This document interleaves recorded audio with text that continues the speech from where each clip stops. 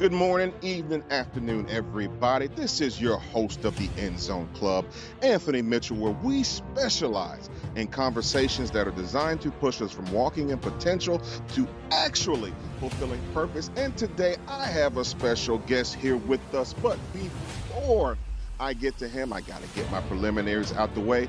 Wherever you are listening to this podcast, feel free to like, share, rate, subscribe.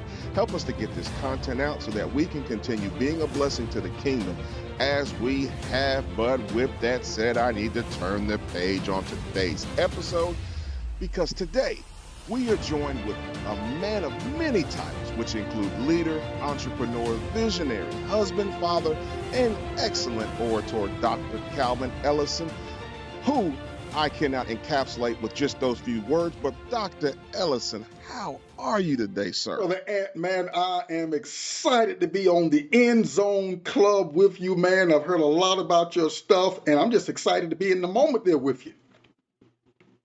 I do have to say, I remember growing up, my dad used to do all the driving. Like anytime we were going somewhere, we didn't take plane, we didn't take airplane, we didn't take train, we didn't take bus. We drove. And then when I got of age and I was big enough to drive, he got over in the passenger seat and let me share the load. So today I am blessed to have you on because I say, man, I can finally get in the passenger seat. Gotcha.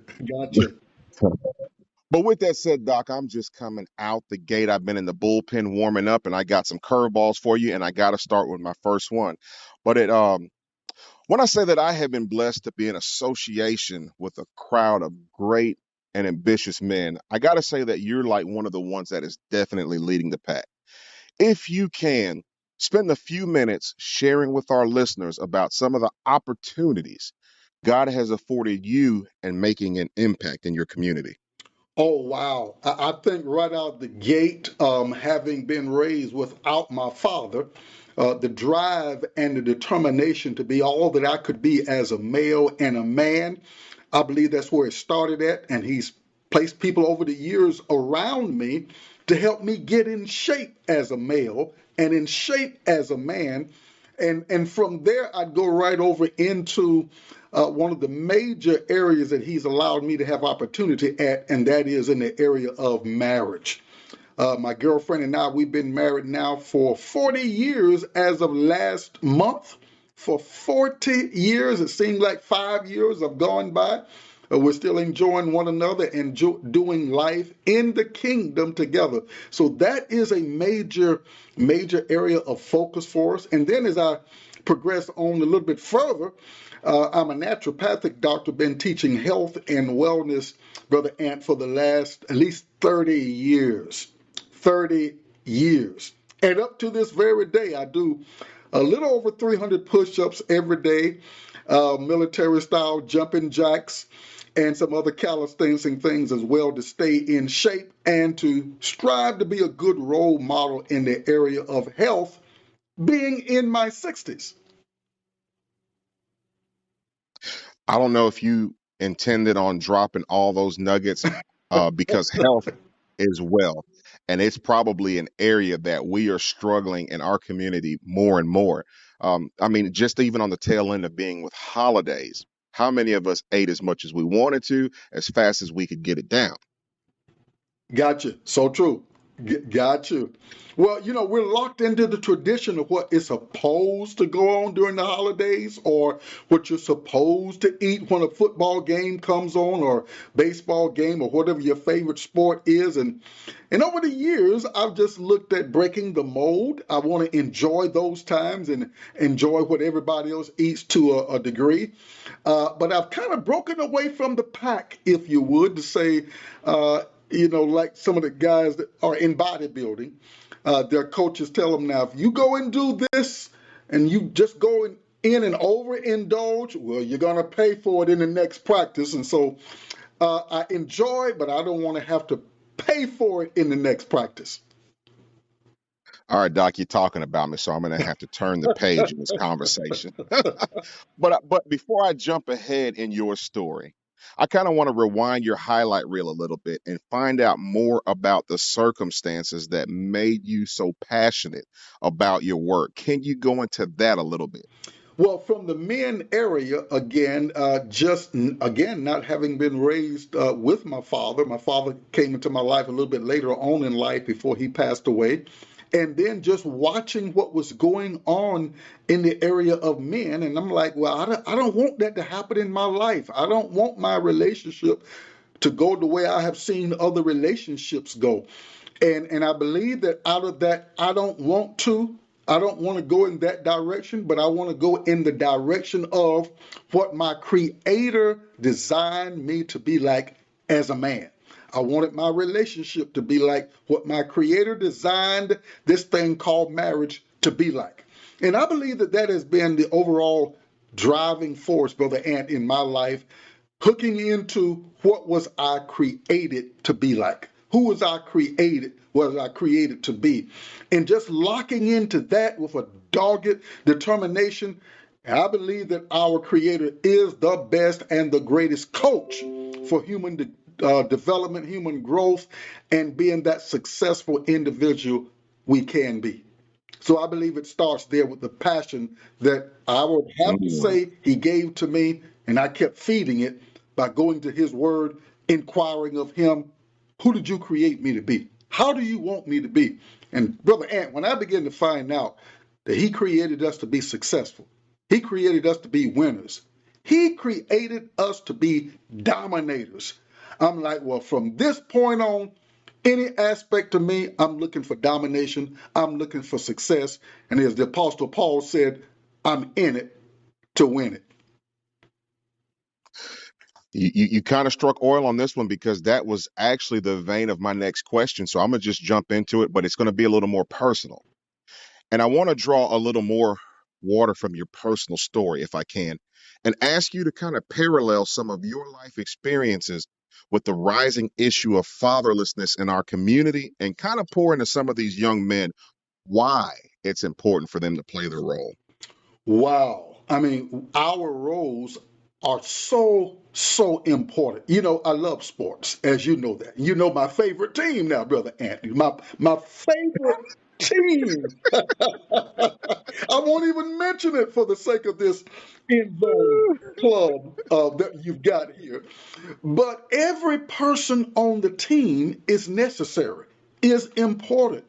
If you slip up and think that that wide receiver is not important, when you need a long pass, you understand how important that wide receiver is. If you think that that pulling guard is not important, think again when that play is called where he is so needed. So it is when it comes down to us as men. Our role to be able to protect, our role to be able to guide, our role to be able to coach, to mentor. Since we have been designed to be the leaders, it is so critically important. And sitting under someone, you know, I love sports again, and those who played the game well oftentimes go back and coach the game. So sitting under the leadership, the guidance of somebody who's been there and done that, I believe is critically important. I had to do that for my own evolution. There was a gentleman that came to our area way back in the 80s, and some of you may have heard of him, may not have heard of him. Edwin Lewis Cole had a men's Mhm. ministry. This guy just lit my candle, got me stirred up, fired up. And to be a protege of his when I never really spoke to him, in those days I went and got every book that I could find that Ed Cole put out, every CD that he produced, and I just consumed it. Why? Because I was on his heels as a protege. He was my coach. I literally accepted him as my father while he was there on that stage. And I said that in my mind. I'm accepting you right now as my father, and I'm going to glean everything I can glean from you, having no idea that attaching myself to him like that would cause the mantle of what was on him and others too, like unto him, would fall upon me. So I say to any young man and older ones too, hook up. If your father is not in your life, life is not over. You can move forward with the determination and the desire to be who you were created to be, to do what you were created to do, with that desire and the determination the right people will be placed in your world to assist you to be the best you that you can be. You're not called to be the best Anthony Mitchell, the best Calvin Ellison, but you are called to be the very best you. So push you to new levels by connecting with folks who can help you get there. You got YouTube, you got social media, you got a lot of good stuff, you got libraries, you got the books of people's lives who evolved from nothingness to great impact and influence in our world. Doc, honestly, you just made wholesome masculinity attractive. I think a lot of the toxic or the unbalance that we got in a lot of our communities because nobody was making it where we wanted to be strong men of valor, integrity. You really just you laid it at my feet, and I'm over here listening. I almost pulled the organ out and got behind you and helped you preach a little bit. Hey, well, when you've been in the game and you've learned how the game plays, it kind of just pours out of you, and I want to help everybody who's in the game of manhood, who's in the game of being a male, who's in the game of being a father, who's in the game of being a husband. I want to help. Because I remember how bad, how desirous I was.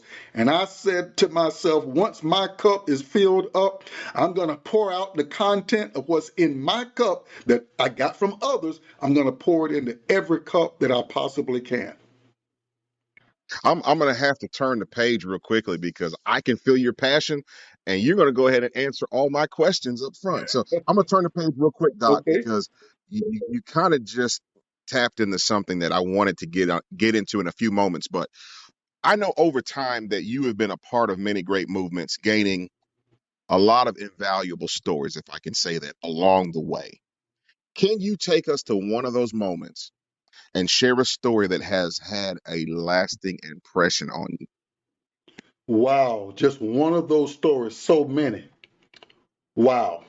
Um, well, I'll go to one of the stories right after my wife and I um, we had gotten married, been married, I guess, for about 5, 6, 7 years, and I wondered for a while why I was not connected very heavily in that area with somebody who was a great model.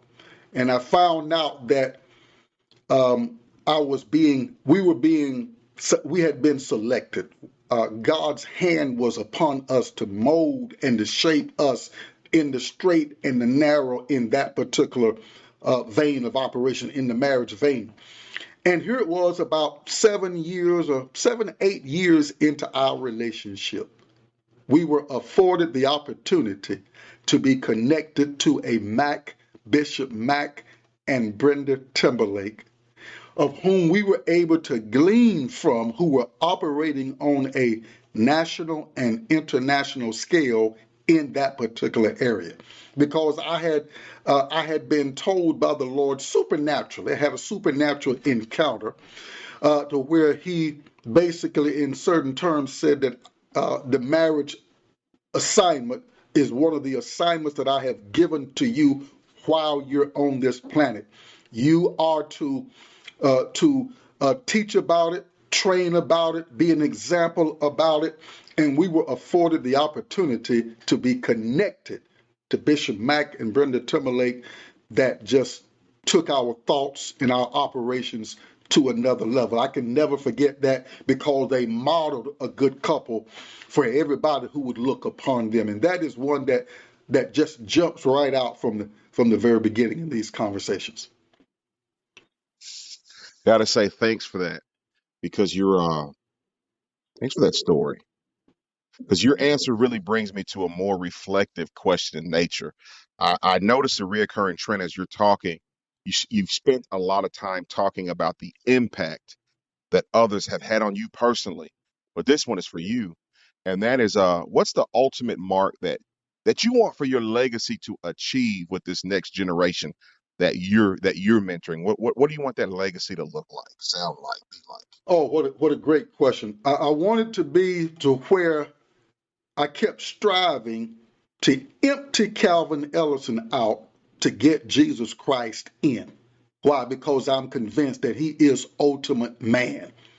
God man, but man. And I wanted to be seen that he did everything he could to get Calvin Ellison out of the way so that Jesus Christ could be at the forefront, shining from his life into other people's life as the ultimate man to model our lives after in every area. I want to live out why I was put on this planet. And I believe in doing so, I'm going to be a representative of the one who created me.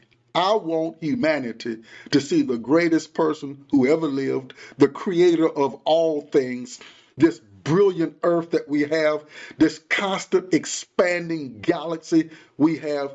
I want them to see Jesus Christ through the model of Calvin Ellison. That really sends sends shivers down my spine. And the reason that is because you know this to be true. A lot of times within even working with men that are coming from a broken model of what it means to be a man, a father, what it means to be a mentor in the community or guiding light, a lot of men feel left behind when they don't have what you're just talking about. So I will say one mark that you have left with me is that you're faithful. And I know this because you have been a fan of the Dallas Cowboys through all of the abuse their fans suffer. So I just have to know, Doc, See, I what was is it trying to about not the to go there in the Cowboys? name being mentioned, but you took me there. So, What is it? What drew you in about the Cowboys, Doc? I just had to go ahead and since you set it up earlier, I couldn't let the moment pass without you explaining this one to me. I think when way back when I was very, very young, it was one of the first teams that I saw watching NFL football. And you know how it is, the first impression, lasting impression, and just hearing some of the names of those days and watching those guys play like Tony Dorsett and Roger Staubach and Ed Too Tall Jones and what they were doing. They were winning in that particular Mm. era of time, and I think they got so branded in my mind. And I used to watch how they played. I'm like, well, I think that's the team that I want to stay close with in as far as being a fan. And then when I did play football, I did everything I could to mimic Tony Dorsett. I had his number when I was playing high school football, and we used to kind of do plays like what the Cowboys would do. So it's been all these years that I've kind of stuck with them. Fair enough, Doc. I guess I'll let you have it. And I'm gonna share something that's crazy, and this is all scripted, but we're talking about examples and everything else. But growing up, my brother, my baby brother, is still a big Cowboys fan, Oh, okay. and he was a better football player, more dedicated. Let me say that I had the natural ability. I just didn't like to work, right? Okay. But my brother was a Cowboys fan, and he was a starting middle linebacker. Oh, wow. Played all three of the linebacker positions. And I'm going to let you take a wild guess. He had a poster in his room. There were two Cowboys that were linebackers that were on that poster. I want you to just take a random guess who was on that poster. Henderson. It's somebody we talk to twice a week. Oh, come on. You mean Randall That Godfrey?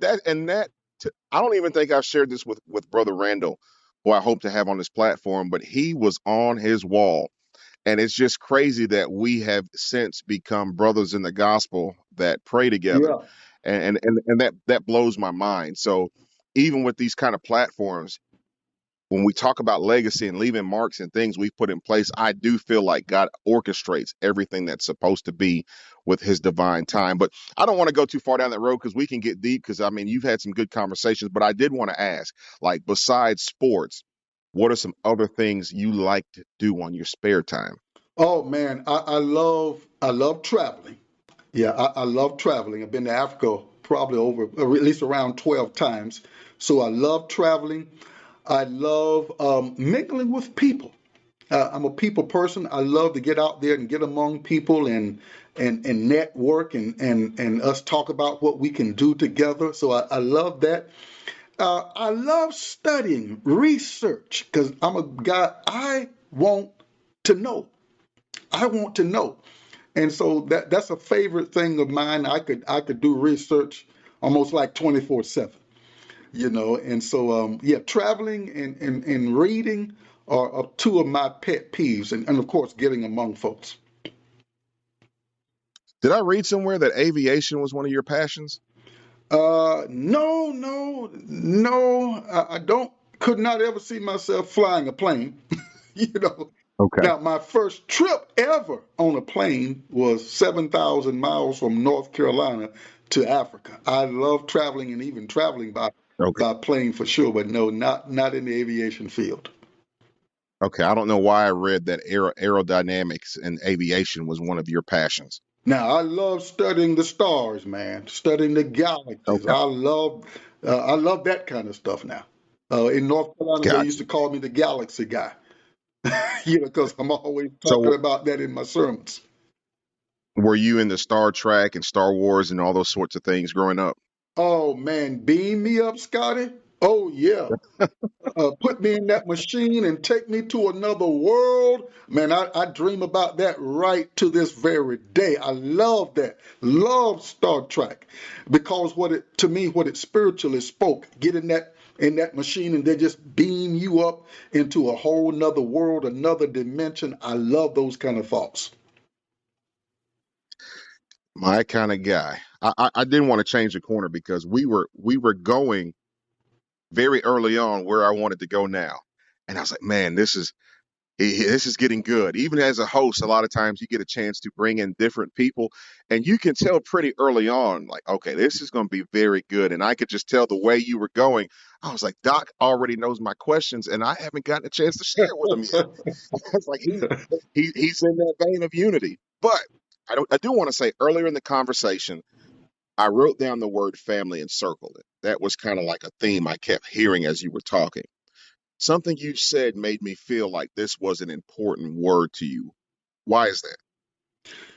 I believe it comes from the utter desire that I had as a young person to want to have that great thing that I saw that others had that it's like I wasn't privy to, and that was that sense of family. I wanted more out of that particular arena. You know how it is, you want something, you don't know the dynamics of it, but you see other folks operating in it, and it looked so good, it felt so good to be around those that were operating very heavily in that vein and seeing the support of it and the richness of people supporting and loving on one another. I think that stirred me to where I'm like, I want to do everything when I get older to have that, to exemplify it, and to give the imagery of it to others. Because I'm driven, as I believe that most of us are, by images. And so I wanted to be able to create a good image of what it looks like and give it away to this generation.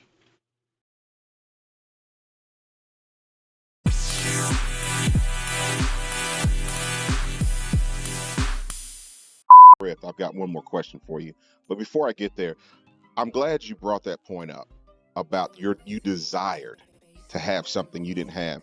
And I hear a lot of times, a lot of the younger women are expressing concern that they don't think young men are desiring to be fathers, to be leaders, to be a part of a family unit. Would you say that's true, or is that a misnomer? Can you kind of speak to that real quick? Yeah, Anything? that's somewhat of a misnomer because it is inside I believe every male, the desire to be what they were created to be by our Creator. Now, of course, that desire can be smothered by disappointments, hurts, lack of information, lack of imagery as to how to live it out. And so oftentimes males, just like females, can get frustrated and say, well, what's the use? I'll just do whatever comes to mind to express who I was created to be, ignorant of oftentimes the things that we can do that can turn people off or damage people. But I believe it is in the male to really want to be that man, and it's better that we catch that young male at an early age and begin to feed that want to be before something negative is fed. So I believe it's there. We got to be, again, a lion, a lion cub, when he or she watches the parent lions, they want to roar, they want to roam, they want to rule. But if they don't see it done, as we've said on our Men Magnifying Manhood Zoom, if the boy didn't learn, then the man won't know. But if he's fed according to that what he was, or how he was wired to be, if he's coached and mentored and supported, I believe the ladies will see more and more men coming forth and being what they expect us to be. Doc, I'm telling you what, for anybody that's used to eating microwave meals, you just gave us a oven baked and cold top fried chicken and, and all the goods and trim. But listen, I got one final question for you. I mean, I could honestly, the well that you're drawing from is just like really giving me life. And I could do this all day, but it's not fair to you or your time. So typically, I don't allow my guests to leave without answering this final question. Okay? So drum roll, please. Are you ready? Here we go. Knowing what you know now, what are some things or one thing that you would tell your younger self? I would tell my younger self to be more focused when she got on the right track. Be more focused. Focused. Stay on that one thing until you develop those biceps, those triceps, or whatever that area that area is that you wanted to get developed. Just be more focused. And it's going to take discipline to do that, of course. But that is one thing that I would tell my younger self: be more focused. Watch those distractions and stay focused. Listen, listen. If you're not motivated by now, after hearing today's conversation, do not walk out the door, run and play your part. We'll keep praying for you. But, Doc, listen, I appreciate you. I'm a kind of person that likes to give the roses to those that are in front of me. And before I give you your roses, Doc, I do want to say somebody that's listening by way of the various platforms we are on, and they want to connect more with your ministry and just be a support to what you're doing. How can they do so? Well, they could I have a website, calvinellison.org, calvinellison.org, or they could email me at dr.calellison, Callison, Ellison, at Gmail. And of course, I'm out there on Instagram and Facebook as well. Now, I have been blessed, guys, by today's encounter. And I will say, I have been blessed by Doc. He has allowed me to, in some areas, to grow with them in this regard and have open opportunities for me to speak to different platforms. And I am thankful, Doc, that you have seen something in me where you have allowed me that. So it does me great joy to return the favor to you and put you on my platform, let you be the highlight of today, knowing that every word you speak is going to reach its intended target. Well, I've got to say this about you now before closing. I mean, No, no, no. no, Go ahead. please, because I listen as particular when we were on our Monday and Wednesday prayer call and so forth. I'm like, there's certain things I don't have to say because I believe Brother Mitchell was sitting right beside me in the classroom of life because he speaks almost exactly the same stuff that I speak. We're on the same sheet of music. So I want to say how much I appreciate you and the sharpness that you bring to the table. Man, it is a delight to be in your company, to be with you. That blesses me because a lot of times we as men, we have a sense of ego and that I don't know how to support. This one doesn't know how to congratulate. This one feels less when someone else is able to shine. But brother, you have come in here, you have walked with a size 22 shoe, and I know we will be blessed with this footprint you have left. Well, it's been my pleasure to be with you, man. Keep on doing the great job. I love the excellency of and I love the title too, the End Zone Club, because that's where we've got to go. We got to have a vision for the end zone. And I love it, man. Keep doing the great work that you're doing. Thank you, guys. You've heard it here first. Be sure to like, rate, support. If you just click on the link at the top that says support, we, guys, I got to say this, 12% of our listenership is coming by way of Germany, 3% of India, as well as like 12 other countries. So we are reaching a far bandwidth, and conversations like today are going to do nothing more than push it even further. So enjoy today's content, like, rate, share, subscribe to it, and this is another edition of the End Zone Club. Be blessed.